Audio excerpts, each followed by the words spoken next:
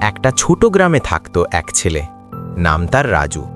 খুব সাদাসিধে, শান্ত স্বভাবের, কিন্তু যেন জন্ম থেকেই অভাগা কপাল নিয়ে এসেছে পৃথিবীতে। ছোটবেলায় রাজুর বাবা মারা যায়। মা কাজ করে সংসার চালাতো। রাজু স্কুলে খুব ভালো ছাত্র ছিল, কিন্তু বই কেনার টাকা থাকতো না। একদিন স্কুলের হেড স্যার পুরস্কার দিতে চাইলেন, কিন্তু রাজুর নাম ভুল করে বাদ পড়ে যায়। রাজু চুপচাপ দাঁড়িয়েছিল, কারো প্রতি অভিমান ছিল না, শুধু কপালের দোষটাই ভেবেছিল। সময় যেতে লাগলো, রাজু বড় হলো, পড়াশোনা শেষ করে শহরে কাজ খুঁজতে গেল। সারাদিন ঘুরে ঘুরে চাকরি খুঁজে সন্ধ্যায় ফিরে ভাঙা জুতোয় ধুলো মেখে হাঁটে। যেদিন একটা দোকানে কাজ পেয়েছিল, সেদিনই দোকানটা বন্ধ হয়ে গেল মালিকের লোকসানের জন্য। রাজু আবার বেকার। লোকেরা বলে, ও ছেলেটার কপালটাই খারাপ। রাজু শুধু হেসে বলে, হয়তো সত্যি তাই দাদা।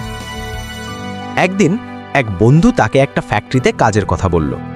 রাজু খুশিতে গেল, কাজও পেয়ে গেল। প্রথম দিনেই মেশিনে হাত কেটে যায়।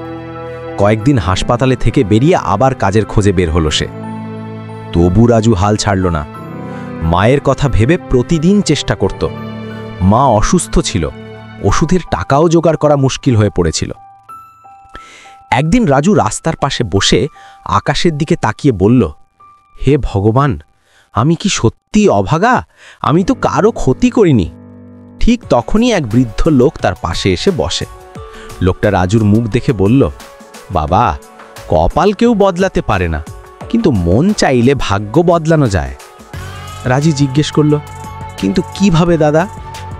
বৃদ্ধ বলল, তুমি যতদিন নিজের কষ্টকে অভাগা ভাববে, ততদিন কপালও তোমায় ছায়া দেবে না।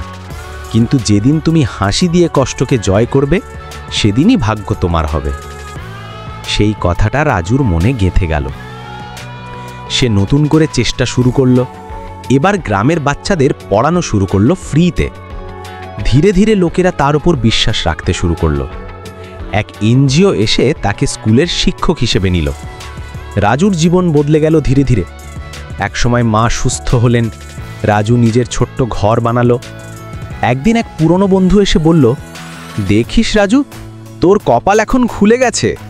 রাজু হেসে বলল, না বন্ধু, কপাল খুলে যায়নি, আমি নিজেই চোখ খুলেছি। গল্পের বার্তা, জীবনে কপাল যতই খারাপ হোক, মন খারাপ করা মানুষকে আরও দুর্ভাগা বানায়, কিন্তু চেষ্টা, আশা আর হাসি মানুষকে ভাগ্যবান বানায়।